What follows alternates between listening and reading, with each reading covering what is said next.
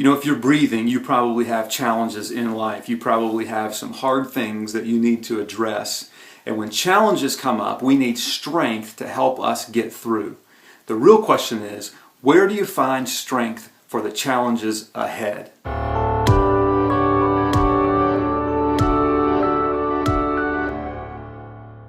So David is this king in the Old Testament, and he has several challenges, and he needs strength to get through the challenges.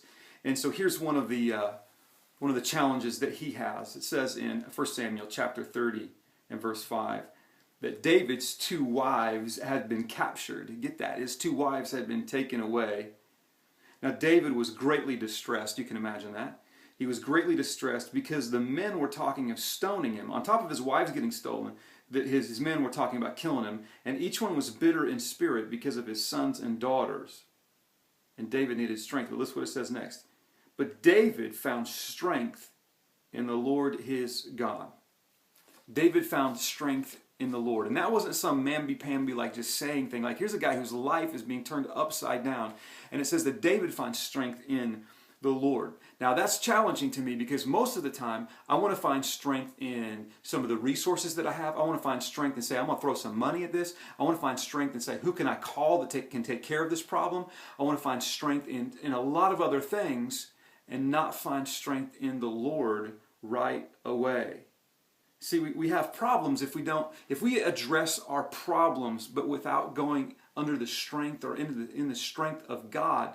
It really sets us up for even more failure. Here's some problems. If we do that, we can go into these situations weak, right? We can start addressing situations from a weakened state because when problems come in, they weaken us, and we need to not be weak going into those. Okay, it can make us not think straight when challenges come up. Man, I don't think straight a lot of times, and I'm bouncing ideas off the wall, and I just need to pause and say, wait a minute, let me get strength and some wisdom from what the Lord might say on this. And if I'm not careful when I try to solve these problems on my own, I can end up hurting other people. I don't mean to, but I'm just so focused on solving the problem that I can hurt other people. What I need to do is just back off and say, wait a minute, let me see and get some strength from the Lord on this.